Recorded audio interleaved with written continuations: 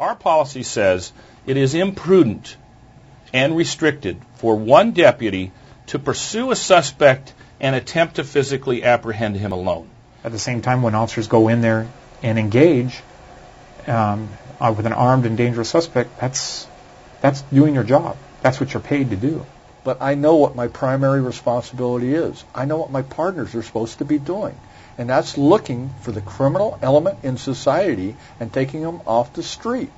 And every day that we're told that we cannot pursue in a vehicle, that we cannot pursue on foot, that we cannot shoot, that we cannot use a baton to hit, that we cannot use a flashlight to hit, those are things that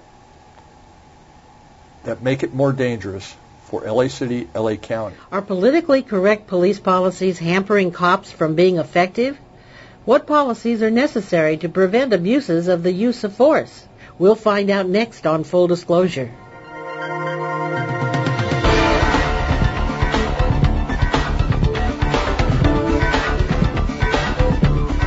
We do have a deputy, probably the first deputy to have received some discipline for an out-of-policy pursuit. Certainly, I think disciplining somebody and giving them a suspension for chasing an armed and dangerous suspect is inappropriate.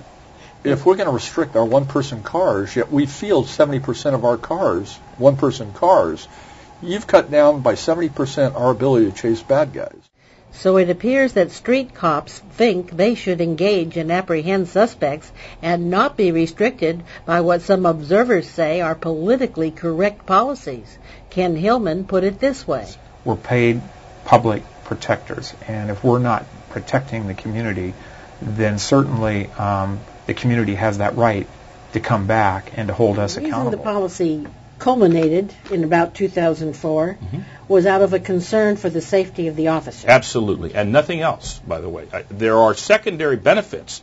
The safety of suspects are involved. The safety of the general public is improved. Anytime you reduce the chance of a shooting, you are increasing the benefit of the safety of the general public, because when there are shootings, of course, rounds sometimes don't strike a target, and we're not always sure where they end up. So there are a lot of secondary benefits, but number one, absolutely driving force was the safety of our personnel. The people who support the policy and say it's to protect the officers, they know better. They know that policy is simply to protect the department. What they're concerned about, Leslie, in reality, is what occurs at the end of those foot pursuits. Commonly, the bad guy will resist. There will be an engagement. It will be physical, or there will be shots fired.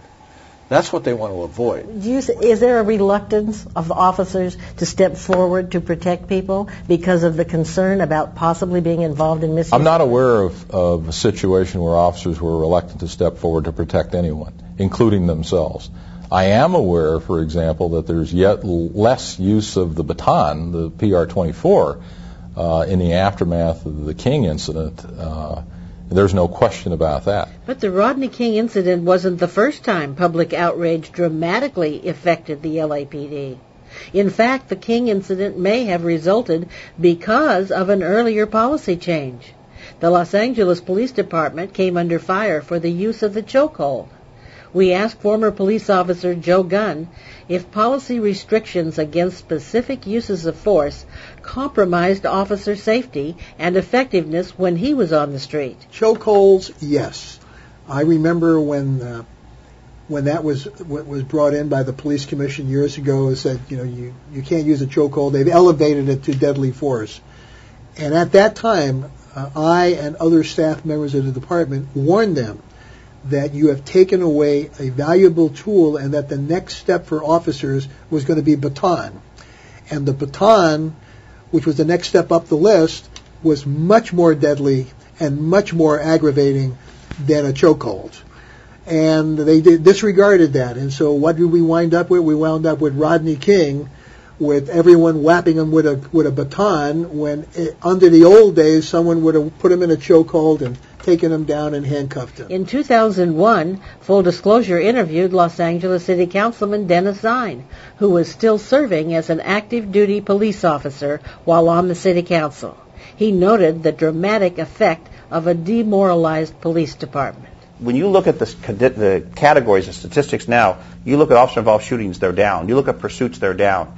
When you look at that being down, because you don't have proactive police officers, what you have is reactionary. When they get a call, they'll go to the call. Police officers are going to serve the public when they call 911. But when they see what looks like a bad guy, they're going to pass that bad guy up. Why? Because they don't want to be accused of racial profiling. They don't want to be involved in a personnel complaint. They don't want to risk their job. They need to know that there's a system that backs them to do their job properly. That's what the people of the city need, and that's what the people of the city are paying for. Trust the officer's training.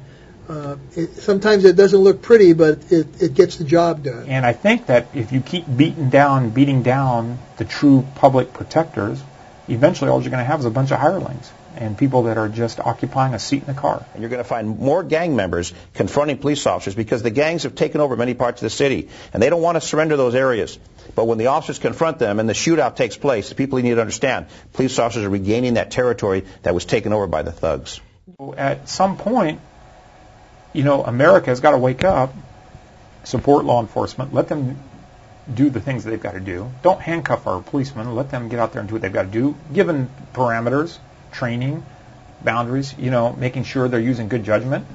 But now's not the time to suspend officers when they're acting in good faith and are public heroes. It's not the time to be suspending them. You're sending the wrong message to the communities. If you'd like to see this entire interview, you can purchase this program by clicking on the Buy Our Program link on the top of this page.